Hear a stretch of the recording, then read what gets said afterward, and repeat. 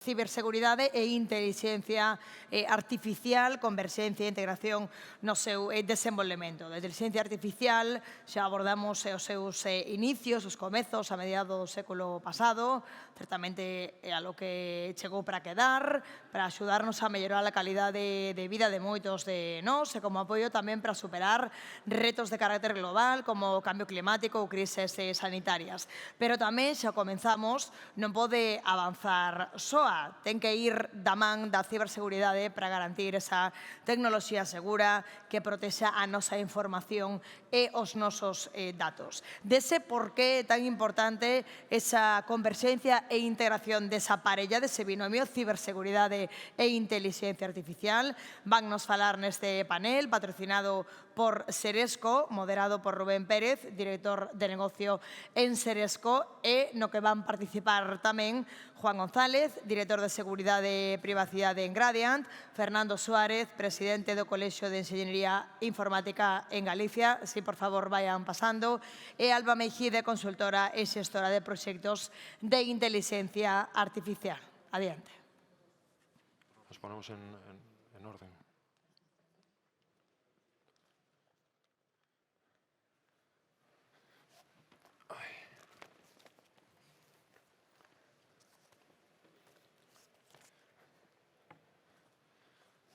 Hola, buenas tardes. Buenas tardes a todos. Les animo a que aguanten un poquito más. Ya sé que somos la última y que estarán ustedes un poco cansados ya de charlas a estas horas del día. Pero bueno, un panel que hable de ciberseguridad y de inteligencia artificial no puede ser aburrido. Quizá estamos hablando de las dos palabras más trending topic, ¿no? Que más tendencia han causado en los últimos tiempos, que más han evolucionado, que más están en las noticias. He prometido no decir alguna de las palabras prohibidas a riesgo de tener que pagar alguna comida. Sí que es verdad que estas dos ramas tecnológicas, ciberseguridad e inteligencia artificial, están viviendo ahora quizá una relación un poco simbiótica, ¿no? Desde siempre la tecnología no puede ser tecnología si no está amparada, digamos, por cierto marco de seguridad, y en este caso la ciberseguridad, yo creo que se quedaría muy detrás si no hace uso de la inteligencia artificial. Estamos en un mundo en que los malos, porque los hay, y no estamos hablando de esa figura del hacker en el -1 con una capucha puesta y la barba medio dejada, estamos hablando de organizaciones criminales, de crimen organizado, están utilizando ya la tecnología de inteligencia artificial para hacer el mal. Son organizaciones que tienen muchísimos recursos, no tienen las limitaciones ni de compliance ni éticas, ¿no?, morales que podemos tener los que estamos en el lado bueno, y están utilizando este arma como arma preferente de ataque, ¿no? Estamos, digamos, en plena guerra cibernética, vamos a decirlo así. Con esta preocupación de fondo aparecen también dilemas morales, sobre todo en Europa de forma muy intensa, ¿no?, de cómo utilizar la inteligencia artificial, dónde están los límites éticos, dónde están los límites de protección del ciudadano. El mundo no tiene fronteras, se abre también un poco el debate acerca de qué papel tiene que jugar, ¿no?, la regulación, el límite que nosotros ponemos el límite ético, ¿no?, que ponemos al uso de la inteligencia artificial, porque esos cibercriminales están, no sé, respaldados, amparados o trabajan con la permisividad, en el mejor de los casos, de gobiernos que les permiten operar, obviamente fuera de Europa, y no voy a nombrar otra nacionalidad que ya se ha nombrado varias veces a lo largo del día, ¿no? Aparecen ahí esfuerzos regulatorios. Bueno, y en este marco tan complicado, pues vamos a tratar de debatir un poquito acerca de lo que tenemos por delante, ¿no?, con tres expertos que nos acompañan aquí y a los que, bueno, voy a presentar muy brevemente y a los que voy a ir lanzando una pregunta. Luego trataremos de establecer un pequeño debate o algo que no sea una cosa aburrida, ¿no? Juan González, de Gradiant, es vigués. Prometí también no decir la edad, es ingeniero superior en telecomunicaciones por la Universidad de Vigo y ha trabajado tanto en el sector público como en el sector privado, ¿no? En proyectos relacionados con ciberseguridad y otros ámbitos, ¿no? Fue responsable de innovación, tecnología y telecomunicaciones de un importante organismo del sector público autonómico y en 2016 te incorporas a Gradiant, ¿no? Bueno, estamos hablando, aparecen palabras nuevas aquí, ¿no? Como envenenamiento de datos y modelos de cosas distintas a las que estábamos acostumbrados los tecnólogos de antes, ¿no? Dada tu experiencia en este mundo de la inteligencia artificial, por ejemplo, ¿cómo nos podría ayudar las inteligencias artificiales a proteger estos sistemas que tenemos ahora del envenenamiento de datos? O, aunque sean dos preguntas en una, ¿no? ¿Será posible obtener con una inteligencia artificial modelos de True Data? Vale. Buenas tardes a todos y, bueno, menuda pregunta para empezar, ¿no? Sí, ¿Cómo podemos usar la inteligencia artificial para proteger el entrenamiento de inteligencia artificial, ¿no? El concepto por el que preguntas, que es muy interesante, de envenenamiento de datos, afecta lógicamente a las inteligencias artificiales que se basan en aprendizaje, que hoy en día pues, son las mayoría de las que usamos, ¿no? En contrapartida con las inteligencias artificiales más clásicas y simbólicas. Y lo que pretendería un atacante con el envenenamiento de datos es manipular de alguna forma esos datos con los que se entrena para alterar el modelo que se genera en su beneficio, ¿no? Por ejemplo, en un sistema de detección de spam, pues que determinada etiqueta haga que no lo detecte como spam, ¿no? En un sistema de detección de fraude, pues que determinada etiqueta sobre la transacción pues la haga como una transacción válida. ¿Cómo podemos utilizar la inteligencia artificial para protegernos? Pues de diversas formas, ¿no? Hay dos que son bastante obvias, ¿no? Una es la detección de anomalías, ¿no? Cualquier intromisión en los datos pues probablemente provoque alguna anomalía y determinados modelos de inteligencia artificial son muy buenos. También son buenos para verificar la validez de los datos, ver si algún dato es inconsistente y demás. Pero no solo eso, hay otros modelos de inteligencia artificial, como de aprendizaje federado, que básicamente lo que modelan es que los datos se preserve su ubicación, ¿no? Sobre todo datos que no se pueden compartir, de forma que el mismo modelo se va entrenando de forma distribuida o descentralizada y luego se une. Ese tipo de arquitecturas también va a minimizar el impacto del envenenamiento de datos. Y también otros temas importantes que probablemente hablemos después, como la explicabilidad de los datos. Los modelos que tienen explicabilidad son mejores para detectar este tipo de manipulación en los datos porque no van a ser capaces de explicarnos por qué están tomando determinadas decisiones o por qué están realizando determinada clasificación. Bueno, sobre la respuesta a True Data. True Data. Sí, ese es un punto importante porque, sobre todo en ciberseguridad, tenemos que considerar que siempre estamos ante este ataque, es decir, muchos de los sistemas de inteligencia artificial aplicados a ciberseguridad se entrenan con lo que se consideran datos normales, pero no existe la garantía de normalidad. Si estamos intentando identificar ataques, nosotros no podemos garantizar que no haya un ataque ya en el momento en que entrenamos con los datos. Entonces, estos modelos ya tienen que tener siempre alguna protección. Yo creo que el True Data es un poco una utopía y es un poco al contrario. Debemos poner medidas en el entrenamiento de los modelos para protegernos en todo caso. Se está complicando mucho todo esto. Fernando Suárez Lorenzo es licenciado en Informática por la Universidad de Coruña, colegiado, supongo. Ferrolano es uno de los impulsores del Colegio Profesional de Ingeniería Informática de Galicia, que preside desde su constitución hace ya un montonazo de años, en 2007. Desde enero del 18 desarrolla su actividad en la Diputación de Orense como director de Tecnología y Transparencia, ¿no? Y Gobierno Abierto. Pues que son muchas más cosas. Me voy a gastar mucho tiempo con esto, pero muchas otras actividades consultivas, docentes, en fin, muchísima experiencia. En los últimos años, las administraciones públicas han atravesado también una inmensa marea normativa, ¿no? Mejora continua relacionada con la ciberseguridad. Estamos hablando de el esquema nacional de seguridad, interoperabilidad, todas estas cosas, ¿no? Como conocedor de estos temas, ¿crees que las inteligencias o la inteligencia artificial podría ayudarnos a asegurar que los datos no son falseados en cuanto a transparencia y datos abiertos? Bueno, pues buenas tardes. Rubén, a partir de hoy, va a ser colegiado también. La verdad es que las administraciones públicas todavía les queda un recorrido muy largo en el campo de la inteligencia artificial. Y yo creo que iniciativas como esta permiten visibilizar las oportunidades que tenemos.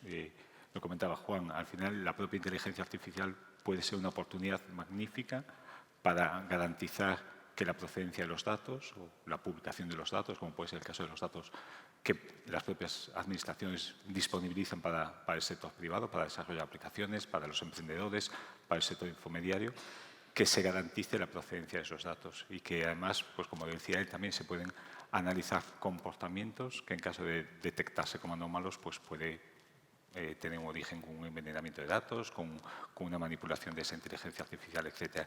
Sobre todo, yo creo que la oportunidad que tenemos es que efectivamente la inteligencia artificial está de moda, está muy de moda, sobre todo en los últimos tiempos, a raíz de esa palabra prohibida que no podemos mencionar, y que la podemos combinar con otras oportunidades. Por ejemplo, en el tema de datos abiertos, tecnologías tipo blockchain nos permiten también una inviolabilidad de esa cadena de datos y que, por lo tanto, podemos certificar su origen y tratarlos con total seguridad.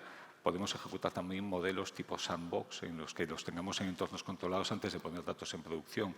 Es decir, yo creo que las garantías para que hagamos productos, servicios basados en datos abiertos o datos de distintas procedencias, con total garantía, con total transparencia, es bastante elevado. Bueno, lo de total tal vez no sea la palabra apropiada, pero sí que con un alto nivel de fiabilidad. Muy bien, muy bien. Alba Meijide, nuestra experta, ¿no?, en inteligencia artificial, ingeniera en inteligencia artificial. En tu caso estudiaste fuera de España, ¿no?, en Manchester, ¿no? Sí. Bueno, tienes mucha experiencia, aparte de la formación académica, en gestión y desarrollo de proyectos relacionados con la IA. Y además, bueno, juegas un rol profesional muy interesante, estás involucrado en coordinaciones de eventos, cosas, ¿no?, relacionadas con todo este mundo de la inteligencia artificial. Estás muy centrada en ese mundo. Yo te pregunto, antes hablábamos de la relación simbiótica entre tecnología e inteligencia artificial, ¿no? En las empresas con las que colaboras, que están trabajando en grandes proyectos de inteligencia artificial, ¿cómo se integra este componente, estas cuestiones de seguridad dentro de esos desarrollos? Bueno, buenas tardes. Gracias a todos por aguantar hasta ahora. Sé que ha sido un día largo. Yo creo que la relación entre ciberseguridad o seguridad e inteligencia artificial es bidireccional.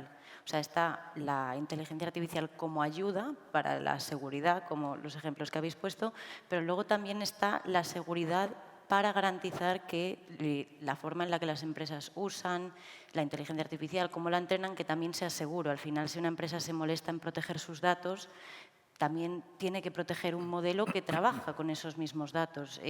A veces es la que pasa un poco desapercibida. He visto un poco las dos caras de la moneda. Algunos de mis clientes, pues, por ejemplo, que trabajan pues, con Netflix, llevan la seguridad hasta extremos de los ordenadores en habitaciones cerradas, sin ventanas, sin acceso a Internet, los modelos de inteligencia artificial, todo en local, nada sale y nada entra que no sea súper controlado. Pero luego hay otras veces que igual se pasa un poco más por alto y estamos tan obcecados con quiero IA y la quiero ya, que a veces nos olvidamos de decir, vale, pero necesito algo que sea fiable, que pueda recuperarse de fallos, y estoy tratando información de mis clientes, que la tengo que proteger. Es decir, si protegemos los datos, creo que también tenemos que proteger el cerebro, por llamarlo de alguna forma, que trabaja con esos datos. Entonces, por eso digo que es una relación bidireccional y las dos juegan un papel importante junto con la otra. Yo, por ejemplo, como IA para ciberseguridad, mi primer acercamiento a la seguridad fue en la universidad, en criptografía, Y me acordaré siempre que el profesor dijo, la informática es difícil, pero más es la seguridad, porque no solo tienes que arreglar lo que está roto, sino que tienes que averiguar cómo lo va a romper el siguiente. Entonces, yo creo que puede ayudar mucho a que los humanos, pues, de alguna forma, aseguremos aún más nuestros datos, aunque es verdad que también la tienen los malos, como la han llamado aquí por la tarde varias veces. Estás diciendo eso de averiguar cómo lo va a romper el siguiente. Eso es muy complicado, ¿no? Porque normalmente vamos como tapando agujeros, ¿no? Los buenos van detrás de los malos tapando agujeros, ¿no? En esta carrera armamentística que decíamos antes de utilización de la tecnología, lo digo, no miro para ti, pero cualquiera, ¿eh? O sea, ¿cómo veis esta carrera? ¿Quién va ganando esta carrera? ¿Cómo se está utilizando? ¿Cómo influye la inteligencia artificial en las armas que utilizan los buenos y en las armas que podemos utilizar que utilizan los malos, perdón, y que podemos utilizar los buenos? Respondo yo. Si queréis, bueno, aparte aquí tengo que entonar un mea culpa. Así como en el año 2016 o 2017 publiqué un artículo en la revista Código Cero para una noite galega das telecomunicacións sobre inteligencia artificial y ciberseguridad, en el que afirmaba que la inteligencia artificial iba a ser una gran herramienta defensiva, pero que probablemente ofensiva no iba a ser. De hecho, ponía como ejemplo un poco, no sé si habéis leído el libro del El Neuroamante, ¿no? Donde hay inteligencias artificiales que protegen, pero luego los atacantes son siempre personas, ¿no? Un poco porque hace falta esa calidad humana que le da a la detección, ¿no? De ese problema, de esa vulnerabilidad. Evidentemente es un error. Los atacantes, gracias, por ejemplo, a la inteligencia artificial generativa, ¿no? Modelos como GPT, sí que tienen mucha capacidad, ¿no? Para aumentar su capacidad ofensiva. Yo creo que quienes van a sufrir más esto van a ser las pymes, porque los atacantes van a tener a su alcance unas capacidades que antes solo se podían usar pues, contra grandes objetivos, pero las pymes no van a tener a su vez esas capacidades. Es decir, a lo mejor una gran organización, una organización avanzada, sí que va a tener la capacidad para utilizar la inteligencia artificial para defenderse, pero una pyme no va a tener esa capacidad, entonces lo van a sufrir ellos en particular. Sí, ese tema salía antes también cuando se hablaba del cloud, ¿no? Las posibilidades de defensa de los grandes jugadores, ¿no? ¿Veis en este futuro inmediato la respuesta automatizada a ataques utilizando técnicas de inteligencia artificial? ¿O esto se queda en el mundo de la ciencia ficción de momento? Bueno, yo, como dije antes, ¿no? Como gallego, yo creo que depende, ¿no? Depende. Yo creo que respuesta automatizada hay que matizarla. Yo creo que en muchos casos la inteligencia artificial y la automatización de procesos es una grandísima ventaja, sobre todo, como apunta Juan, en pymes, en pequeñas administraciones en las que no hay medios, no hay recursos, no hay personal, y se pueden automatizar una serie de procesos por ejemplo, temas de parcheado, temas de alertas de seguridad, que no va a sustituir al ser humano al 100% en muchos de los casos, pero habrá casos en los que ayudará y ayudará muchísimo, y creo que además, más que ayudar, es una herramienta absolutamente fundamental a día de hoy, ¿no? Para poder agilizar todos estos procesos. Insisto, cuanto menos sea la capacidad económica de personal, etcétera, más relevante va a ser el papel que puede jugar este tipo de inteligencia artificial. Obviamente, no se puede delegar todo, no se puede automatizar todo, pero creo que sí que va a jugar un rol absolutamente fundamental. Una cosa que nos preocupa a los humanos es el tema que también se mencionó antes, ¿no? De las inteligencias artificiales como cajas negras, ¿no? La explicabilidad de todo esto, ¿no? Y en la respuesta ante incidentes puede preocupar un poquito cómo respondes, ¿no? O sea, qué lógica hay dentro de esto, ¿no? ¿Cómo podemos estar seguros de que eso que responde ante un incidente de verdad utiliza una lógica humana o de verdad cumple con los parámetros, con los límites que nosotros le hemos puesto? Estamos hablando de alucinaciones, de cosas así que generan un poco de intranquilidad, ¿no? Cuando hablamos de inteligencias artificiales. Sí, yo creo que aquí entran en juego conceptos como la transparencia y la explicabilidad, que suenan de maravilla, pero luego cuando tienes modelos enormes con millones de capas ocultas en caso de redes neuronales y tal, se empieza a complicar mucho. Pero una cosa que sí que es importante y que directamente afecta también a la seguridad es que muchas veces no necesitamos el modelo del que no voy a decir el nombre o el último modelo open source de Meta, que tiene 700 billones de parámetros. A veces para lo que una empresa, sobre todo las empresas más pequeñas, necesitan, hay sistemas más pequeños, más sencillos, más fáciles de entender y que no significa que sean peores porque pueden cumplir esa funcionalidad igual de bien que los grandes. Es decir, no todos necesitamos los 700 millones de parámetros en nuestra empresa porque podemos solucionarlo con algo más pequeño y más entendible y más manejable. Entonces, eso, adoptar en función de la necesidad, yo creo que ayuda no solo a entender lo que hace el modelo, que también, sino a protegerlo y a proteger los datos con los que trabaja. De todas formas, yo creo que también hemos de ser conscientes que no son sistemas infalibles y que pues, tal vez sea mejor un falso positivo de una amenaza de seguridad que ningún tipo de alerta, ¿no? Y un poco al hilo de lo que preguntabas antes, creo que esto obviamente se complementa con la labor humana y que no va a desaparecer ni mucho menos esa figura de responsable de ciberseguridad o de técnico de ciberseguridad, porque cada vez es más necesario.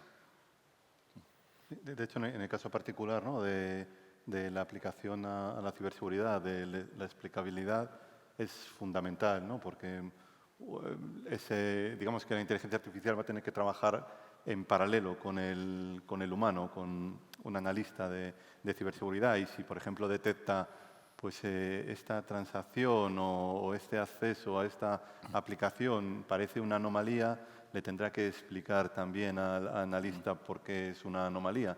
No le puede dejar todo ese trabajo. Pero bueno, de hecho ya hay ahora mismo aplicaciones comerciales que le explican, ¿no?, utilizando inteligencias artificiales generativas, por qué está pasando y qué está pasando. Casi le está escribiendo ya el informe, ¿no?, al analista. Claro, porque... Sí, ¿puedo decir una cosa súper rápida con lo del humano-máquina? Porque hay una analogía que a mí me gusta mucho y creo que representa muy bien, en este caso nada que ver con la seguridad, es con el ajedrez, pero creo que aplica mucho, y es que Kasparov, cuando perdió contra el Deep Blue de IBM, pues claro, nosotros diríamos, pues se murió de hambre debajo de un puente, pero Kasparov pues, se obsesionó con el ajedrez. De hecho creó el concepto de los centauros, empezó una liga donde jugaban con inteligencias artificiales unos contra otros. Entonces es humano contra máquina, perderá el humano según vaya avanzando el tiempo, pero cuando tenemos humano con máquina y humano con máquina es como un punto de partida nuevo, que creo que aplica también aquí, porque estamos como en un punto de partida donde los dos tenemos capacidades aumentadas de ambos lados. No, la comparación es buenísima. De hecho, hoy en día los jugadores Carlsen, Nakamura y demás son mucho mejores que lo que podía ser en su momento los 90, antes de Deep Blue y demás, porque han aprendido con máquinas, han aprendido de las máquinas, han aprendido de la estrategia que está haciendo AlphaZero, Stoffice y demás. Es muy, muy buena comparación. Claro, cuando hablamos de esto de la explicabilidad, eso tiene mucho que ver con lo siguiente, ¿no?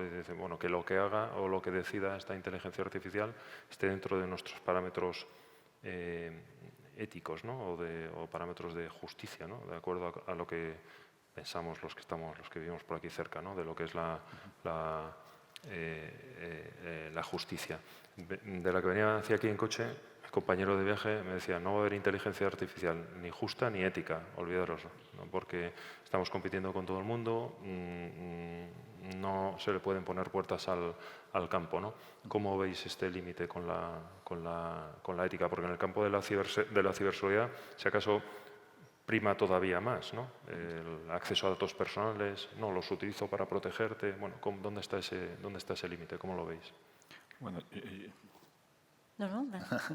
yo creo que es un debate interesantísimo el tema de la ética y que debemos afrontar desde múltiples perspectivas, no solo desde el punto de vista técnico. Tenemos que sumar ahí a ese debate pues, a filósofos, a sociólogos, etcétera, ¿no?